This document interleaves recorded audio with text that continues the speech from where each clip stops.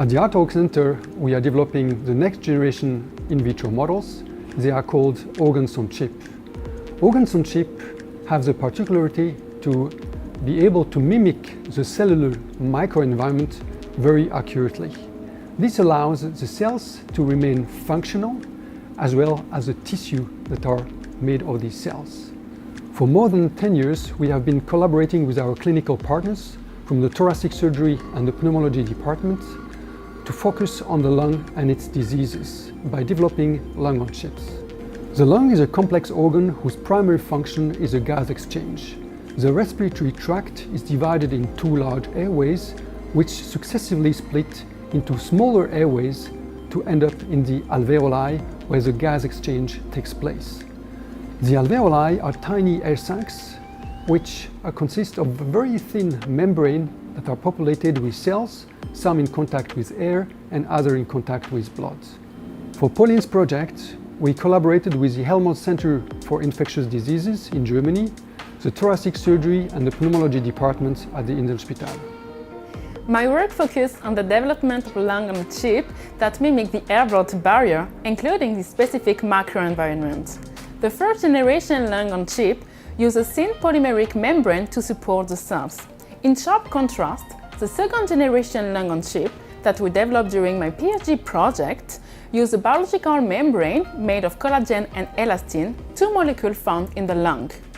Here, you can see human cells from patient culture on this membrane. An hexagonal grid acts as scaffold to create the alveolar barrier. Each hexagon represents one alveoli with in vivo-like dimension, meaning about 215 micrometer.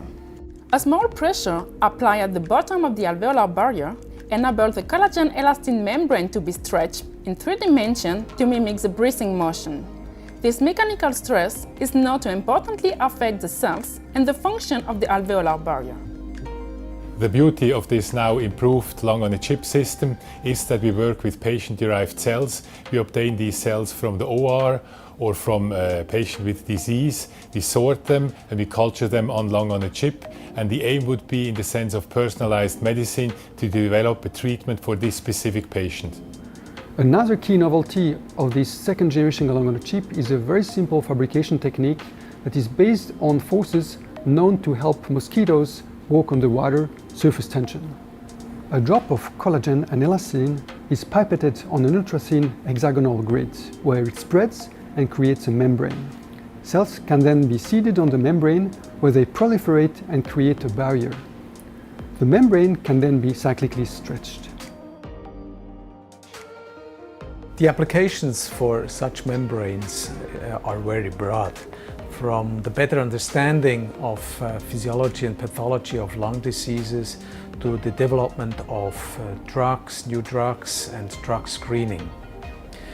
This is a very nice example of a highly productive collaboration between different institutions here on the Insel campus, the university, Inselspital, but also SITEM. This is what we need for our patients suffering from lung diseases.